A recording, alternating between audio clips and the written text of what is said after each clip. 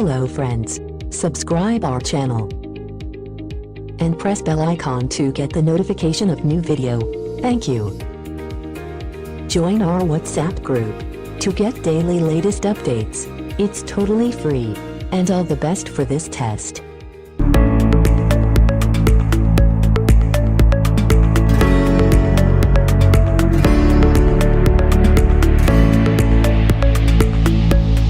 The test is in 4-part, Part 1, Part 2, Part 3, and Part 4. Now look at Part 1. You'll hear a man calling a catering company. First, you have some time to look at questions 1 to 5.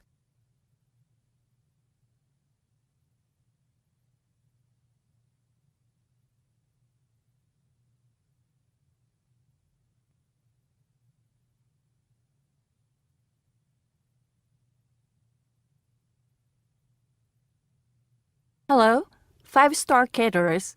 Can I help you? Oh, yes. I spoke to you an hour ago about the arrangements for our end-of-term party. Oh, that's right.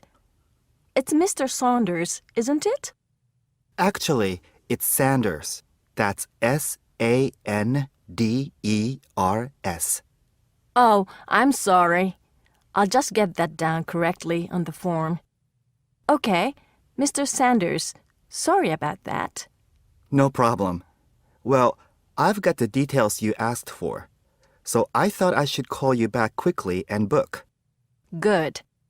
Let's fill in the form, shall we? Great. First of all, can you give me a telephone number? Somewhere where you can be contacted during the day. Yes, it's 445-6786. 445-6786. Okay. And do you have a number where you can be contacted outside of office hours? Well, I'm at work till late in the evening, so use the same number, and if I'm not there, you can leave a message. Thanks. I'll make a note of that. And how many guests shall I put down? Okay, that's changed. So instead of the figure I gave you before of 85, it's now only 50. It's much lower, I'm afraid, because a lot of people can't make that date. That's not a problem. Can you remind me of the date we'd set? Yes, it's the 25th of June. Okay, that's fine. Before you hear the rest of the conversation, you have some time to look at questions 6 to 10.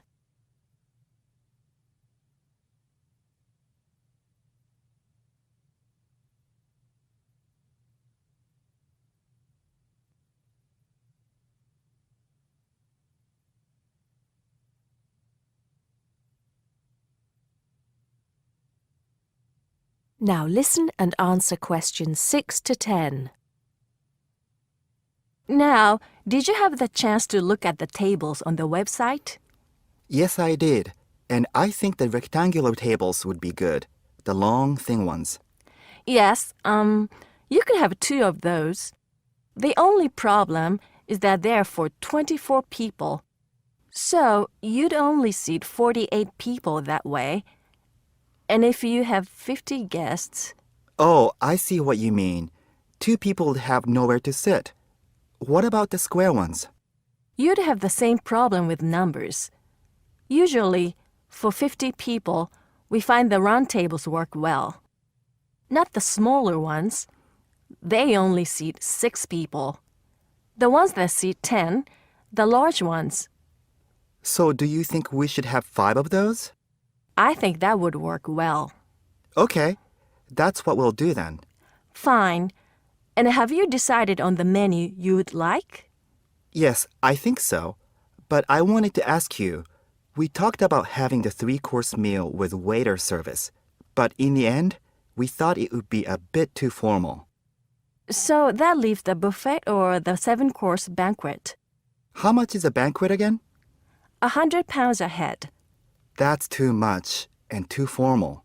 The buffet is fine. Okay, so I think I've got everything.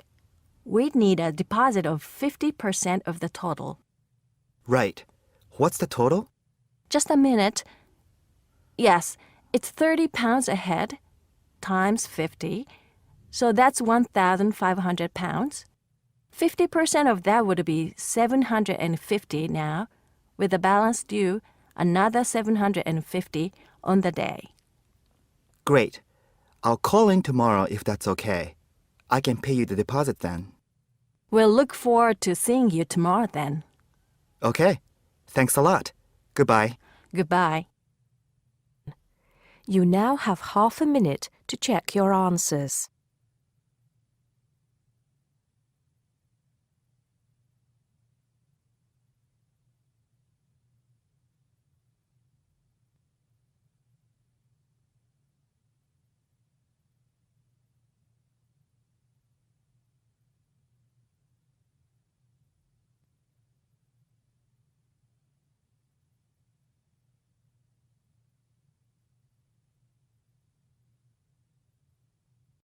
Now turns to part 2.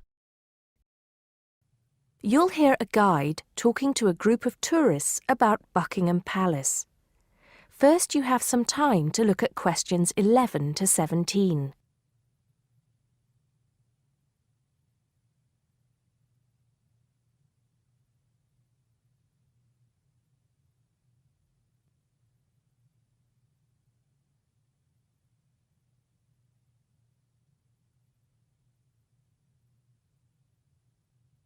Now listen carefully and answer questions 11 to 17. Now, of course, Buckingham Palace is instantly recognisable to millions of people around the world. As we pass the palace, I'd like to tell you a few things about the history of this famous building. We think the first house was built here around 1624. In 1674, that house burned down and a new one was built, called Arlington House after its owner, the first Earl of Arlington. Then, in 1703, the first Duke of Buckingham changed the design of the house and the name. It was then known as Buckingham House. The building we see in front of us now has undergone many changes since it was first built. The east front, which is the part we see from the road, was added as part of the work done by Queen Victoria and was completed in 1850. But the palace has remained pretty much unchanged for nearly 100 years. The last major changes to the structure were made by King George V, who, in 1913, had the east front redesigned as a backdrop to the large memorial to Queen Victoria, which had just been placed outside the palace gates. Since then, only minor changes have been made. I should point out, though, that the palace was bombed 7 times during the Second World War, most seriously in 1940, when the palace's chapel was destroyed. Today, of course, it is the home of the royal family, but that wasn't always the case, although they did own most of the land it was built on. It was George IV who turned it into a palace, doubling its size when he became king in 1820. He had inherited it from his father, King George III, who, in 1761, had become the first royal owner of the building, though it was still not used as the home of the royal family, just as a private home for Queen Charlotte.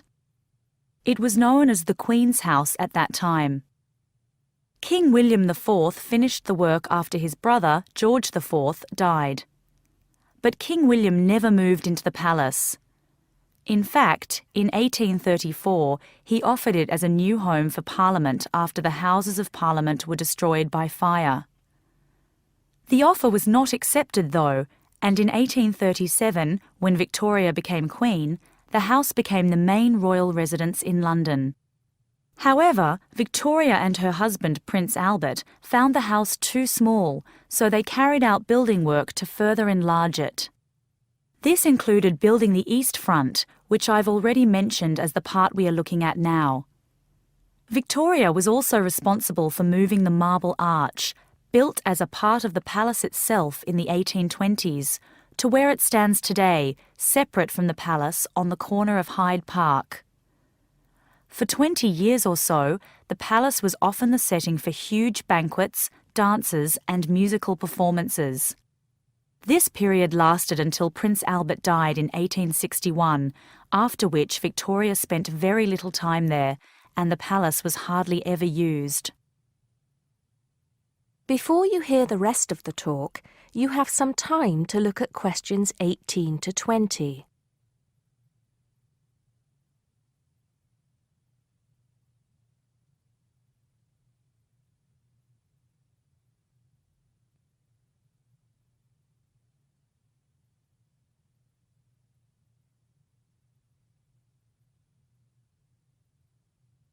Now listen and answer questions 18 to 20.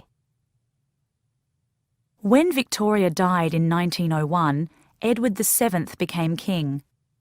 He was responsible for most of the decoration inside that exists today, and the dark days of the later part of Victoria's reign were fairly quickly forgotten as the palace came back to life. The palace has been in continual use by the British royal family ever since. A lot of people ask me if they can visit the palace. One way is if you're lucky enough to be invited to one of the 3 garden parties usually held every year. As many as 8,000 people attend these, although most of them do not get to meet any members of the royal family, and they don't see much of the inside of the palace. The garden is, however, quite spectacular, and it is the largest private garden in London, with an artificial lake, 30 different species of bird, and over 350 different wild flowers, some of which are extremely rare. Inside the palace, there are 240 bedrooms, 92 offices, and 78 bathrooms. There are also 19 staterooms, which are used for official engagements and ceremonies. Members of the public are only allowed to visit the staterooms, and then only in August or September when the monarch is not there.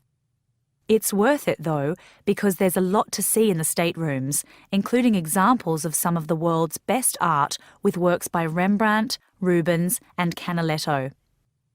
The tour, which lasts up to 2.5 hours, ends in the garden, where you can see more of the outside of the palace not visible from the road. You now have half a minute to check your answers.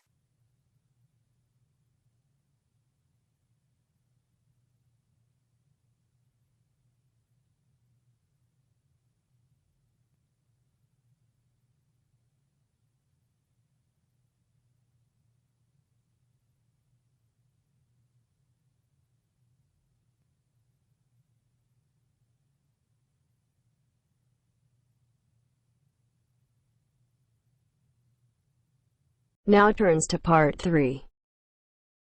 You'll hear 2 university students discussing a social science lecture they attended. First, you have some time to look at questions 21 to 24.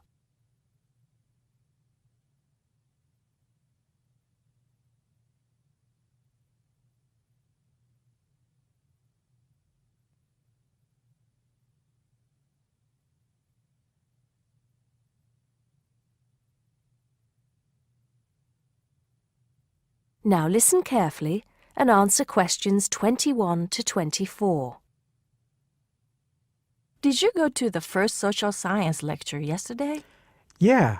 Didn't you see me there? No. I was trying so hard to understand the lecturer. What didn't you understand? A lot of it, really. For example, he said we needed to study history as part of the course, but I didn't get why. You probably missed it. He said early on that we need to learn from our past mistakes. Right. But he also said we need to put ourselves in the place of our ancestors. Why is that? I think the point is that it's not enough to know how they lived and what they did. We need to know what they thought. I see. And I've written transferable skills in my notes next, but I have no idea what that means. If you study social science, you learn skills that you can use in a job. Oh, right. Is that all? Okay, but why is that? The point he made was that in studying social science, you use a flexible and adaptable approach to learning. Before you hear the rest of the conversation, you have some time to look at questions 25 to 30.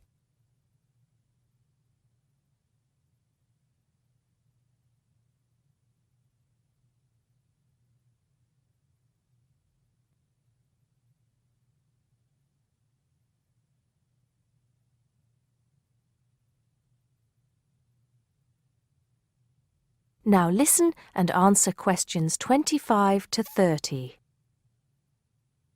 He also kept mentioning all the other subjects we will need to study as part of the course. I didn't write them all down, did you? Some of them. I think I can make sense of my notes. The first one was anthropology, which he said would cover prehistory and archaeology as well. Okay. Then there's economics. I wrote down that this was not meant to mean that we will spend all our time looking at economic theory, but more that we need to see how humans behave. That's good. I don't think I could handle economic theory. He said something about education too, didn't he? Yeah. He said we'll be looking at how cultural information is handed down from one generation to the next through teaching children. He said we'd be focusing on geography too, but I can't really remember which aspects. Can you? I noted it down, I think. Here we are, yes, particularly in relation to urban planning. It's law that I got confused about. I didn't understand why he linked that to economics. I think he meant that laws affect the way wealth is distributed. That makes sense. Now, what are the science wars? Okay, I did get that. The science wars are about how social science collects information. In sociology and social work, and in social science generally, they can only study patterns of behavior and observe. If you compare that to the way scientists work in physics or chemistry, it's very different because they use specific experiments that can be tested and which give concrete answers. Social studies is often accused of being unscientific. That's all. Okay. But it still looks like a good course, doesn't it? You don't have any regrets, do you? None at all. I'm looking forward to it. You now have half a minute to check your answers.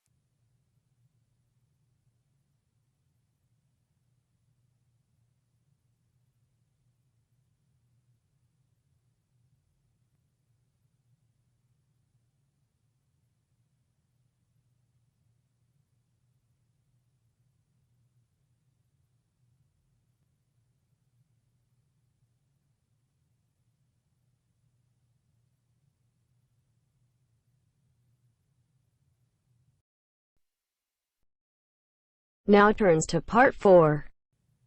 You'll hear a lecturer talking to students about America in the 1960s. First, you have some time to look at questions 31 to 37.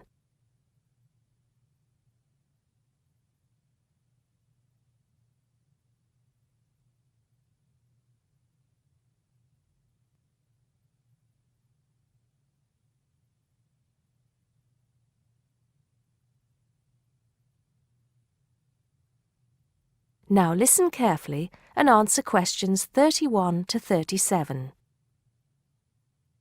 We begin our examination of America in the 1960s with the usual caution. There is no sense in trying to understand any decade without looking at what came before. Those of you who still have outstanding coursework on the 1950s would do well to complete it now, if for no other reason than it will help make sense of the next series of lectures. But we must press on, and I'd like to begin my talk about the 60s with a reference to one of those things that came before, the post-war baby boom. With the end of the Second World War in 1945, there began in the USA an era of perceived prosperity and security. In short, people started to feel that the world was a much better and safer place to bring up children. So, at the start of the 60s, all those children born in the baby boom, 70 million in the US alone, were teenagers. As the 60s progressed, and as this large number of people approached adulthood, there was a noticeable shift in the balance of power, and young people began to have a voice in ways that were not considered possible in the more conservative atmosphere of the preceding decade. Things were moving forward at a rapid pace. The literature of the time brought out all the taboos. Everything was covered, such as race in, for example, the book To Kill a Mockingbird. The role of women changed, and equality for women, well, let's just say that once certain books were published, women were no longer going to be satisfied with their roles as devoted wives and mothers. Through literature alone, the whole fabric of society was challenged, and by the end of the 60s, things would never again be as they had pretty much been for the preceding 40 years. It was a decade of protest, civil rights protests, feminism, the rights of minorities, the Vietnam War. All these causes led to peaceful and not-so-peaceful protests on college campuses and elsewhere. People had been given freedom of speech, and they were going to use it. The crime rate rose to 9 times what it was in the 50s, as respect for the old order faded away. But it was also a time of great development. In medicine, the 60s saw the first heart transplant. In technology and the space race, where we saw the first American in orbit and lasers being invented at the start of the decade, and the first man on the moon, and the first primitive internet at the end. Before you hear the rest of the talk, you have some time to look at questions 38 to 40.